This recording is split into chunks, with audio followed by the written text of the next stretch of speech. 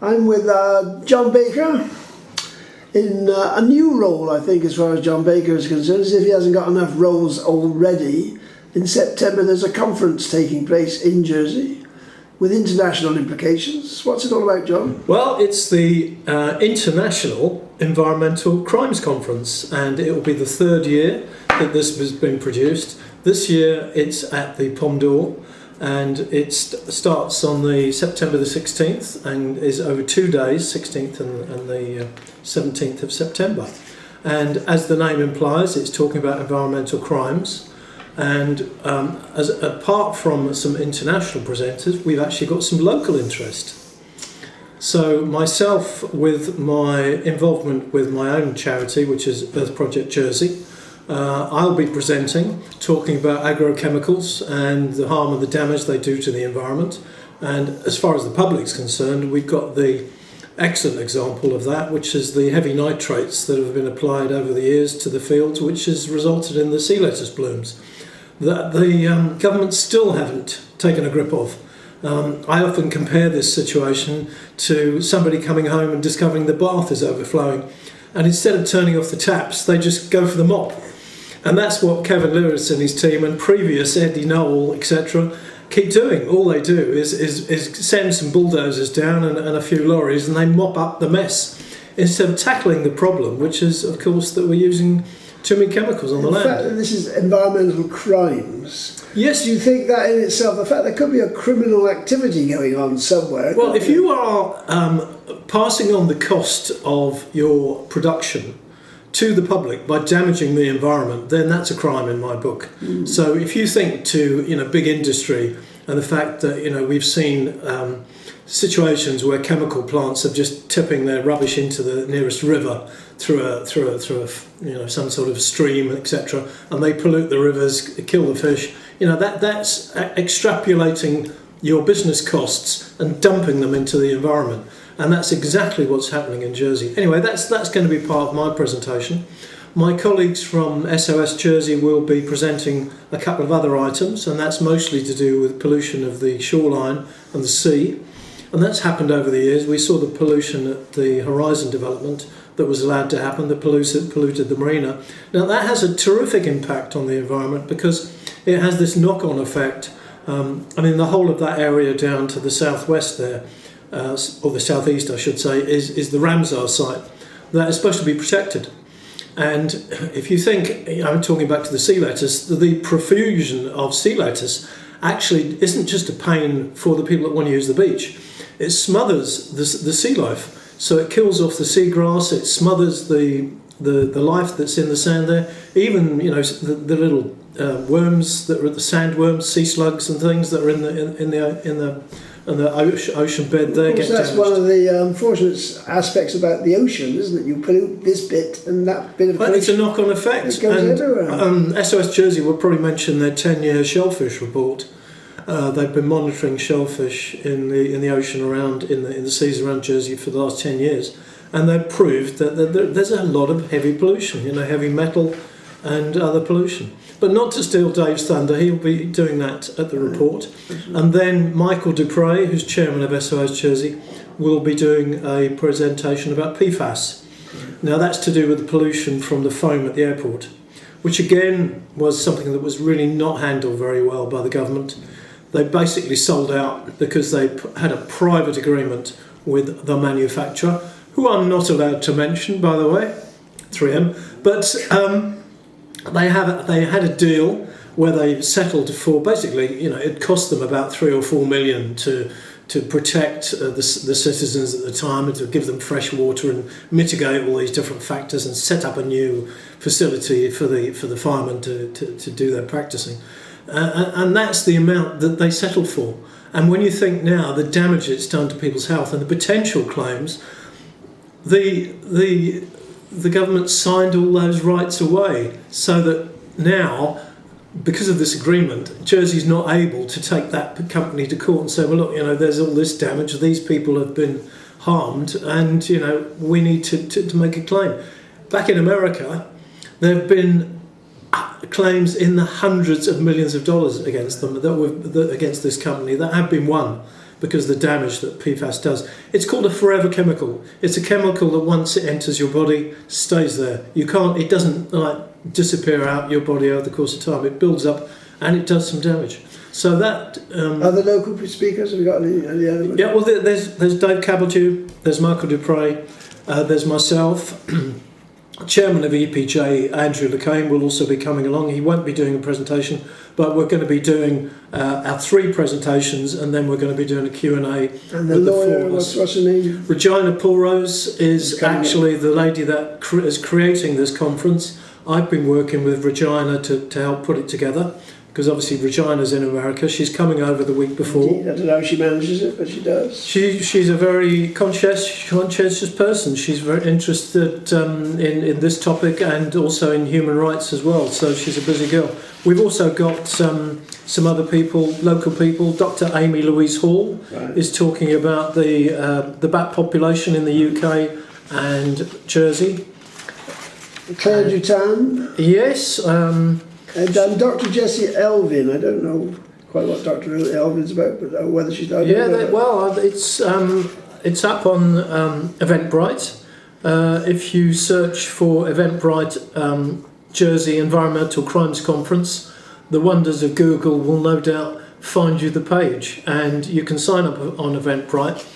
I know there's a couple of names linked with it now, like the Law Commission. I don't know what their involvement is, and lawyers. What is there? I mean, obviously somebody's going to be paying for all this, and we will discuss. Well, there is a fee to attend the conference, but it's over 2 days, and obviously it costs to hire the facilities there. But there is lunch. There is a lunch. Yes. There's a lunch on the Friday, a luncheon.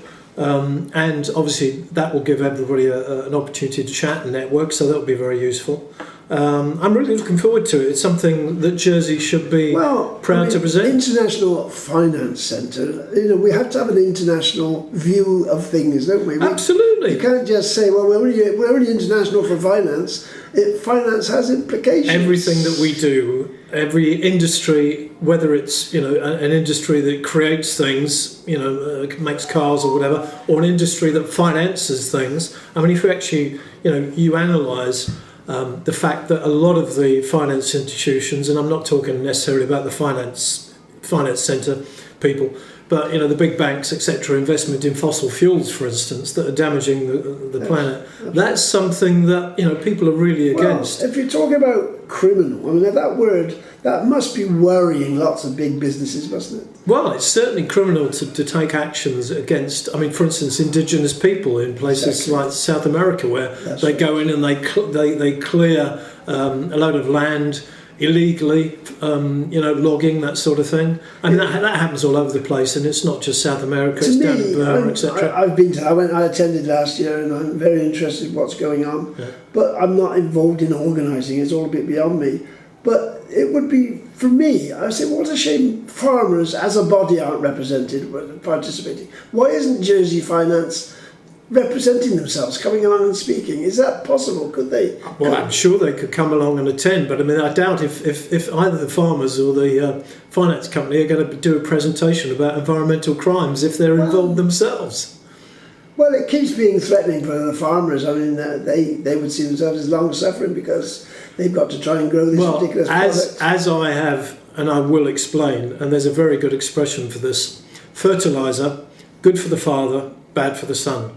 Because one of the things I'll be presenting, the fact is that we are ruining our soils. Right. Michael Gove, who was at one time, I'm going back a couple of years, Michael Gove, the UK Member of Parliament, was responsible for the environment, and he made a speech a couple of years ago about the fact that we are killing our soils by using chemical farming.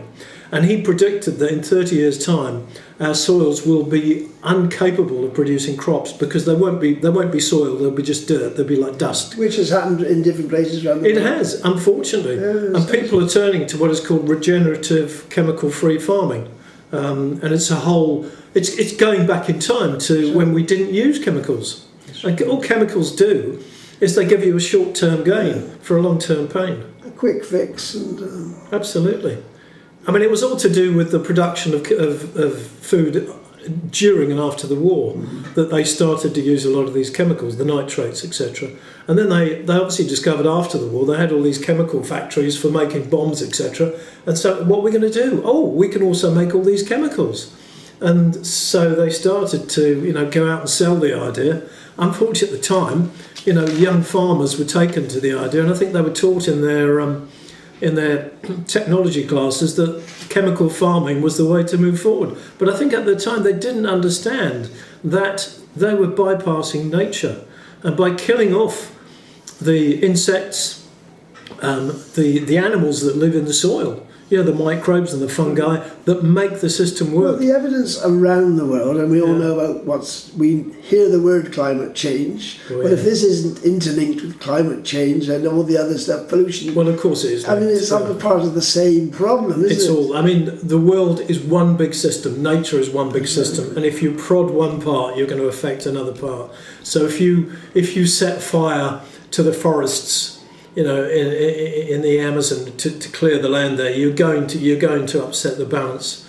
And unfortunately, because of the increase in CO2 in the atmosphere over the last 100 years, we are making a difference to the way. Presumably, some of these speakers will be speaking on Zoom, will they? They won't all presume. I imagine that most of them will be there in person. Oh, really? But we haven't finalised the full listing yet. Right.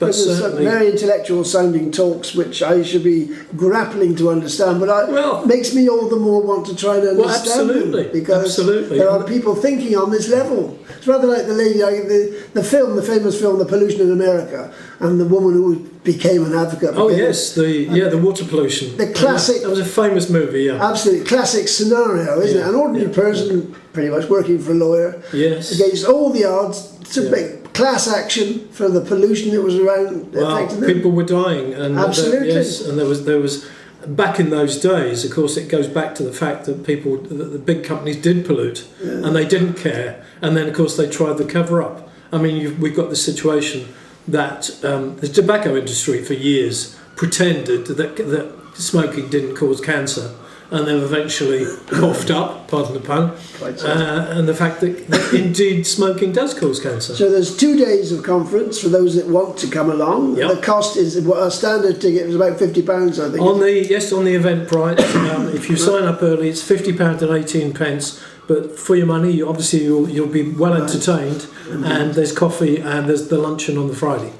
And it's a full day on the second day, I think. The second day is longer than the first day. The first day, I think if people can come around 12:30, it starts at 1 p.m. Right. And goes on till 4:30 p.m. And then on the Friday, an early start, 8:30, and again it goes on till 4:30.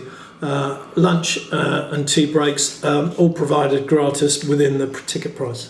I mean, it's raising awareness, as they say, to a potentially high level. This is serious stuff. Absolutely. I mean, it's sad that we have to get to this stage in Jersey. Right. The fact that SOS Jersey, Dave Caballdew and Michael, myself and Andrew Lacane of Earth Project Jersey, it's great that we're able to use this platform to raise local issues, because we have tried for years. I've campaigned, Dave has campaigned. Dave Caballdew got an MBE for nearly 40 years of work, about protecting the shoreline.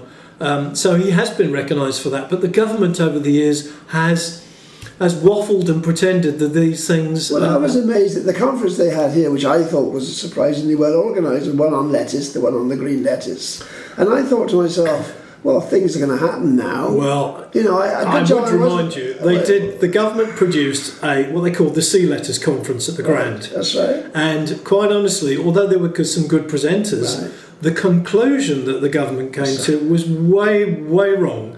And in fact, SOS Jersey and Earth Project Jersey got together, and we presented at the town hall, I think it was 2 weeks later, something that we called the Real Sea Letters Conference. Right. And we presented the facts, because the government had been pretending that most of the nitrates came from France, and that the seas around Jersey were so full of nitrates that this was the problem. And it's not true at all. It's all the nitrates washing into St Albans Bay, not just through the Ballazan outfall. There's 5 streams that come down and wash into the bay, and it's years and years of nitrates on the land. Now the farmers have recognised, up to a point, And they've changed the way they distribute the nitrates. Instead of broadcast spraying these nitrates powder all over the fields, they now concentrate it on the crop rows. So they've decreased the amount of nitrates by something like 15%.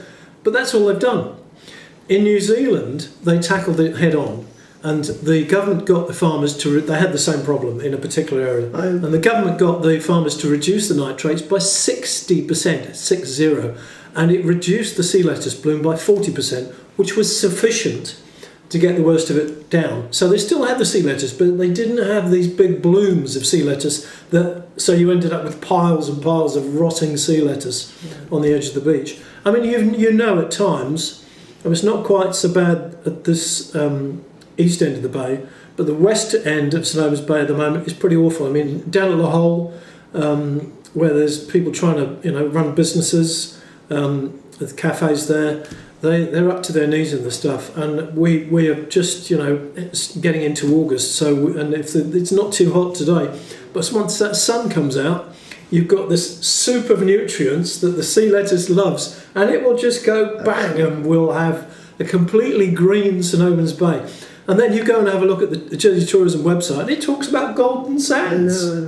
It's bonkers. I mean, again, different departments of Jersey ought to be at this conference, but I don't suppose they will. Well, perhaps we haven't really given it a huge publicity launch yet. I did put it up on social media this past week, but until we've got a full list of the presenters, I didn't want to really push it out. Well, the plan is our little interview today. I will put that up on. Sure. If I'm still allowed to put stuff on YouTube or wherever I can put it, and you can add whatever information you have. Yeah, sure. I mean, I'm certainly will be putting some info out there that'll be on Earth Project Jersey. It'll be on Facebook, on social media, on Jersey Action Group, and other Facebook pages, and we'll let the public find out.